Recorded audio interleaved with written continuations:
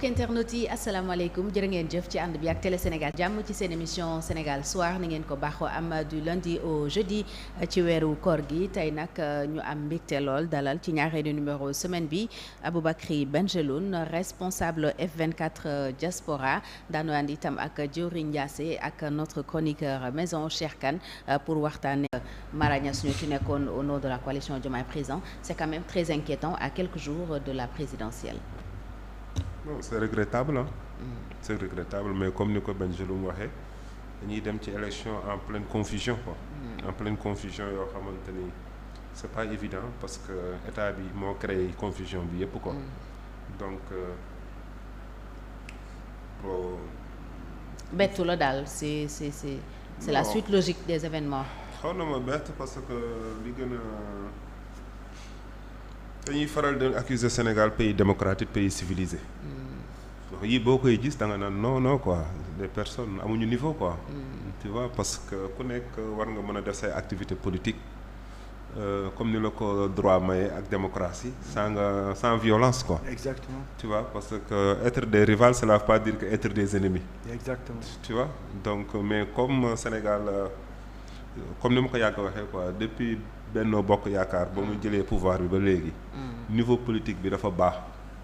nga xamante ni fi mu toll nii politique bi ñoom yaakaar nañ ni xastante saagante la xottante worma weerante waxante lu ñaaw jabalisantante boo xoolee ci ayu Macky Sall ci la ñuy jëlee toutes les insulteurs de la République jox leen ay postes yoo xamante ni c'est des postes que le président di photo ak ñoom boo ànd ak mouvance présidentielle bi tu te crois lu la neex def da ngay gis ni waa Benno Bokk Yaakaar heure bu ñu tasantee seen chaise sax balaa ñu fay jege chaise yi naaw ñu xeexante tojante bopp kooku bu ñu ko defee ci biti ci seen rival tamit mën nañu bañ a bett daal.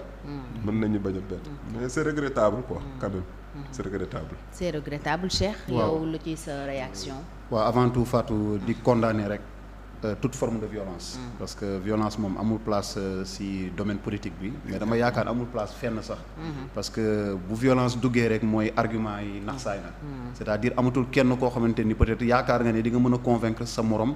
en mettant des arguments sur la table. arguments yi nga xamante ni peut-être dina ko convaincre ba nga xamante ni dina rallier sa cause wala mu ànd ak yow ci li nga gëm. léegi nag dañu gis malheureusement donc violence bi début campagne bi amoon na. ñu amoon njort bu rafet ginnaaw quelques jours après ñu gis ne ça s'est calmé. et des leaders même se sont rencontrés si yenn endroit yi ñu saafante par exemple à Thiès gis nañu Idrissa daje na fa Khalifa Sall gis nañu Khalifa daje na ak ki nga xamante ni aussi mooy Amadou Ba donc ñu gis ne ni amoon na quand même benn accalmie bu ndaw mais malheureusement gis nañu affaire yi vraiment jógaat na te dañ koy naqarlu mais Fatou dafa doon li nga xamante ni aussi warul bett kenn parce que xam nga tax warul bett kenn mooy dañu xam ne ni dara du si topp xam nga dañoo gis ne ni c'est la politique de l'impunité moom la ñu érigé en règle donc parce que tey amnistie bi nii ñëw raxas li nga xamante ni moom moo fi amoon 2021 ba 2024 ñu gis ne ni donc à ce jour les gens ne sont pas inquiets et ils se disent peut-être qu'ils n'auront pas de compte à rendre loolu kese et on a vu toute forme d'atrocité ci ay loolu kese la tekki sinon tekkiwul leneen parce que tey boo xamoon ne ni yow am na yenn actes yi nga xamante ni soo ko posé di nga def face à tes responsabilités devant la justice et bu amee condamnation di nga dem fi nga xamante ni fa nga war a toog xalaataat sa jëf googu noonu pendant des années je pense que Fatou di nga xalaat 2 fois wala 7 fois balaa ngay def yenn actes yi mais malheureusement dañu gis ne ni c'est la politique de l'impunité ku nekk yaa ngi def lu la neex te boo defee lu la neex dara du la ci fekk malheureusement day ay innocent peut-être ñoom ñoo ci ñàkk seen bakkan wala ñoo ci am ay lésions doon ci ay victimes wala ñu yàq ci li nga xamante ni mooy seeni bien te du mujj fenn malheureusement donc vraiment ñu koy ñaawlu encore une fois di ñaax ñëpp rek donc à plus de responsabilité ñu xam ne ni lii c'est une campagne électorale ça doit être un moment de fête un moment bi nga xamante ni d'échange mais un moment de proximité bi nga xamante ni entre les candidats ak ñi nga xamante ni ce sont les militants parce que en temps normal candidat bu jóg di wër di def genre yi nii donc yoon am na ay dispositions yoo xam ne da lay interdire nga mën a def yooyu donc c'est en période de campagne dañuy permettre nga mën a dem di saafanteeg nit ñi di wax ak ñoom mais nga profiter aussi nga joxe sa programme parce que les gens aussi ils veulent entendre le programme joxe sa programme quand bien même sax nga indi benn contradiction entre les différents programmes. et kenn moomul fenn aussi. Absolument. Je pense que loolu war na leer doo ne fii sama fief la. La raison et à la retenue ñu xamante ni réew mi ñun ñoo ko bokk. parce que après le 24 mars ñun ñëpp dañuy. Résultat vers les coups de minuit 1h du matin c'est pas du tout notre propos ñun nekkuñu ci loolu. D'abord on n'a pas les moyens d'envoyer 800 personnes ne leen dem leen indi ñu résultats yi. fayal leen taxi yooyu on peut pas. Mais nous on a dit ce sont les Sénégalais qui doivent sécuriser leur vote. Qu'est-ce que ça veut dire sécuriser un vote? Normalement dans les normes. Lorsque on organise des élections on doit pas le sécuriser. Pourquoi? Parce que ñun Sénégalais yi ñooy fay suñu élections yi. Quand on déplace le matériel et tout ça etc. Ce sont pas les politiques qui le payent, c'est nous-mêmes qui le payons avec nos propres deniers. Mais pourquoi on veut le sécuriser? Parce que l'État amuñu confiance en l'État, parce que l'État, le président, il est chef de parti, parce que le ministre de l'Intérieur, il est représentant d'un parti politique, parce que ceci, parce que cela, parce que le préfet suit les instructions du ministre. On a bien vu, par exemple, lorsque il y a eu une note de la DGE, Direction Générale des Élections, ne mun nañu dem toujours à avoir des représentants dans les bureaux de vote. On nous permet, malgré que le délai est dépassé, vu la situation, on permet encore aux candidats d'avoir des délégués. Il y a certains sous-préfets qui refusent. Da ngay ñëw dans un département nga ne par exemple je viens dans le département je veux augmenter mes représentants mu ne moo bañ nga ne ko mais le préfet a dit mu ne le préfet c'est pas son chef boo demee gis préfet bu mu ne je n'ai pas une relation de subordonné ak moom moom kan le ministère de l'Intérieur c'est pas la DGE. Donc les sous-préfets font ce qu'ils veulent ou bien certains préfets. Donc dans ce contexte-là on voit très bien que nous avons raison de dire on veut sécuriser. Sécuriser, ça veut pas dire tu es contre l'État, ça veut dire que le contexte est comme ça. Notre mais est-ce que da ngeen gis lu tey suñu démocratie eggul fu nga xam ne. C'était pour te souligner que suñu différence. Donc ñun on est parti du fait en disant que il faut que tous les bureaux de vote en soient présents. Alors c'est un pari qui est fou parce que tous les bureaux de vote c'est quoi? Bureau de vote yëpp c'est 15 000 et quelques. Ça veut dire que boo waree am un représentant c'est plus de 15 000 personnes. Foo koy jëlee amoo ko. Donc on a voulu mutualiser candidats yi ak ñun les volontaires de la société civile pour que ñu essayer sécuriser. Sécuriser c'est un mot peut-être qui est fort mais ça veut rien dire. Ça veut simplement dire lorsqu'on aura voté et que les gens auront signé le PV, faire en sorte que PV boobu ñu mun ko remonter dans une plateforme bu ñuy liggéeyee c'est une plateforme développée par Bakar Ndiaye que tout le monde connaît, qui a été au ministère, qui a travaillé dans le ministère et tout ça et qui l'a développé depuis 10 ans et qui l'a mis à la disposition du F24. C'est un outil qui est précieux et qui est très bien et on a voulu travailler avec cet outil-là. Donc remonter PVI mooy lan bu ñu remonter PVI mooy tous les mandataires, tous les plénipotentiaires auront accès aux données directement. Pourquoi? Parce que c'est dans les départements qu'on va compter. Par exemple, boo demee à Malem Hodar, c'est un département. Tu as plus de 20 communes. Commune bu nekk, tu as 5 à 10 bureaux de vote. D'accord? Donc, commune bu nekk, tu as ça. Donc, soo ko multiplier par toutes les communes qu'il y a dans Malem Hodar, léegi PV yooyu yëpp dañ koy ramasser.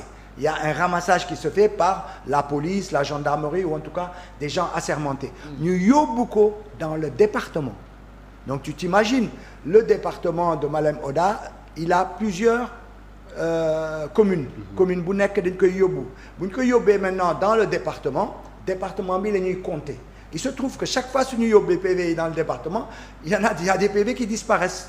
am yu réer ci yoon bi ou bien qui donne un résultat différent du vote qu'il y avait.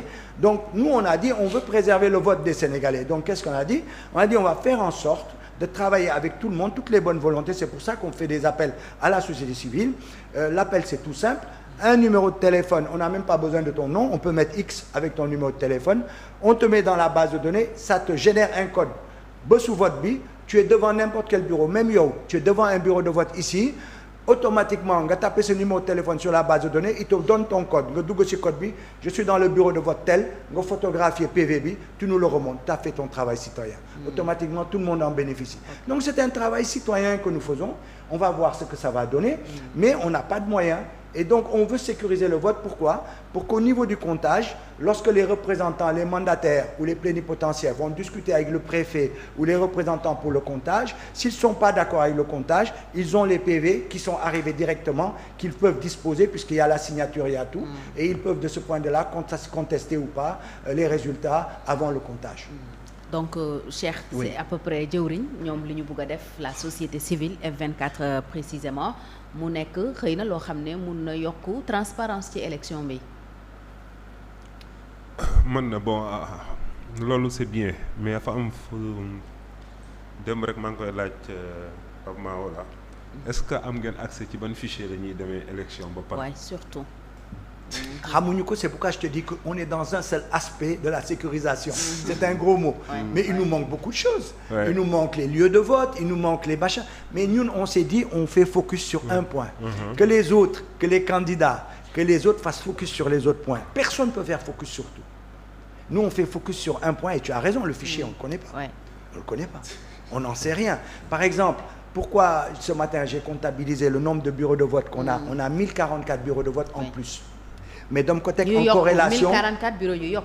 bureaux yu yokk. Oui, yu bees. Pourquoi ma dama ko def en corrélation avec l'évolution du fichier. Il y a 350 000 presque, 340, 350 000. Mais soo jëlee à peu près 1044 nga multiplier ko entre 400 et 500 personnes par bureau de vote, tu trouves que on n'est pas loin de 350 000. Donc c'est correct.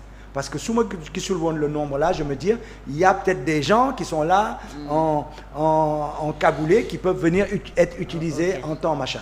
Mais là, je me rends compte que les 1044 sont justifiés en termes d'évolution du nombre de bureaux de vote. C'est-à-dire qu'il faut que nous def ay relations comme ça. C'est comme quand on vous parle des abris provisoires. Dans une commune qui a 610 bureaux de vote, 610, il y a 550 abris provisoires. 550, 92% de la population impactée. C'est grave. 90% c'est quoi? Multiplié par 600 personnes, ça te fait 280 000 personnes impactées sur la seule ville, sur la seule commune de Touba Mosquée. 280 000 impactés. Sur 600 et quelques mille de Diourbel, tu as 280 000 qui posent problème. Qui posent problème, non pas au sens ils ont volé, mais au sens balaa ngay trouver ce bureau de vote pour voter, pour nga mun voter. Parce que tout ça, c'est ça en fait le vol. Le vol, c'est je ne permets pas au citoyen d'accomplir. Je lui rends difficile d'obtenir sa carte. Je lui rends difficile de trouver son bureau de vote. Je lui rends difficile la queue. Pourquoi? Boo gisee dans tous les lieux où apparemment, selon les chiffres, l'État ou bien le Benno Bokk Yakaar est en faiblesse là-bas, ils ont mis à 600 personnes là-bas. Ce qui veut dire que si on ouvre le bureau à 8h jusqu'à 18h, si on tiendrait compte qu'en général, il faut 2 à 3 minutes pour voter, combien de gens vont passer dans le bureau de vote? Même pas 40%. C'est sûr. Même pas 40%. Donc ça veut dire que tu ne facilites pas le vote. Or, dans les lieux où ils sont forts, bon, demain matin, tous les bureaux sont aux alentours de 200, 300. Okay. Donc, ils vont voter vite. Ils ne font pas beaucoup de queue et ça va vite passer. Donc, tout ça, c'est des petites manigances qui, bon, évidemment, ils vont dire que ce n'est pas du vol, mais c'est des manœuvres qui font qu'on rend difficile aux citoyens. Imagine-toi, moi, je vote à Touba Mosquée, je l'expliquais ce matin. J'arrive, je dois voter dans le bureau numéro 2 à Touba Mosquée. Il y a 550 abris provisoires. Abris provisoires, il y a 600 personnes. Naka laay trouver sama lieu de vote. Tu crois que moi je vais me taper les 550? Jaraluma ko. Su ma defee 1 ou 2 ñu dàq ma ne du fii bàyyi naa. da ngay ñibbi. damay ñibbi. kon noonu la ñu nar a décourager ñenn ñi. Mais bien sûr, mais même moi, à mon niveau de mobilisation, je ne vais pas me taper les 550 bureaux de vote, abris provisoires. Donc ça veut dire qu'il faut un travail citoyen. Travail citoyen, moi, que lorsqu'on aura ce fichier sur Touba Mosquée, on saura exactement la corrélation abri provisoire, bureau de vote. Parce qu'il faut que nous disions, ils vont nous le donner. Kooku soo ko yootee nga dimbali nit ñi. Kañ lañ leen koy jox man su ma ñëwee bureau numéro 2 ko jox ma sa waay jox ma sa bureau wala soxna bi jox ma sa carte bu la joxee nga xool bureau 4. Bureau 4 c'est abri 118. Toi tu as localisé l'abri nga ne ko demal 118 bi fële la. Parce qu'ils vont prendre un grand espace. def ay table bu nekk bureau 1 2 3 faut pas t'étonner hein, c'est ça hein. Et puis c'est ça et puis nga dimbali nit bi à ce moment-là ils vont voter mais il nous faut trouver les moyens pour acheminer des jeunes qui sont prêts à le faire, des Sénégalais qui n'ont pas demande d'argent mais il faut qu'on leur paye. Mais pourquoi le ministère de l'Intérieur organisé wul pour def ko? Il faut aussi mais parce que c'est pas leur souci. Parce que c'est pas leur souci d'une part et deuxièmement c'est pas leur fief. Moins il y a de votants là-bas, mieux ils se portent. Moins de gens votent, mieux ils se portent. Regardez, je vous donne l'exemple, c'est un aparté à Paris. À Paris. Mais c'est du sabotage que le consul fait. C'est du sabotage. C'est-à-dire que nous avions un espace qu'on faisait à la porte de la Villette, un grand espace qui n'était même pas suffisant, où on prenait 57 bureaux de vote. 57 bureaux de vote. Il y a 33 000 personnes qui votent dans l'Île-de-France. 57 bureaux de vote. Dañ les mène un à côté de l'autre. On a toujours dénoncé ça parce qu'on a dit, divisez ça, mettez 20 ici, 20 là-bas, en disant bureau 1 à 20, c'est tel lieu, bureau 21 à machin, c'est tel lieu, tout le monde votera bien et en temps et en heure. Ils ont toujours refusé. Pourquoi? Parce qu'ils ne gagnent pas là-bas. Mieux même, cette fois-ci, ils l'ont mis dans un espace encore plus petit, alors qu'on n'est plus à 57, mais à 67. dañu yokk. On a 67, c'est-à-dire on a rajouté 5000 personnes, 6000 personnes. Parce que les bureaux de vote, c'est 600. On a rajouté 6000 personnes, 10 bureaux de vote. Ils l'ont mis dans un espace encore plus petit et ils l'ont mis dans l'espace de leur fief. C'est-à-dire que ce n'est même plus à Paris, ils l'ont mis à Asnières-Gennevilliers, à côté d'un grand foyer qui est la base de mobilisation de l'APR là-bas. Ils l'ont mis là-bas et c'est sûr qu'il y aura des bagarres. C'est sûr que les gens ne pourront pas voter correctement et ils vont gêner toute la population ce jour-là. Donc c'est pour vous dire, ça c'est des méthodes, des manières de faire pour et le consul n'est rien d'autre que le frère d'Abdoulaye Diallo qui est Abdoulaye Diallo, ancien ministre du budget, actuellement président conseil économique, social et environnemental. Vous voyez ce que je veux dire? Et c'est ça le problème.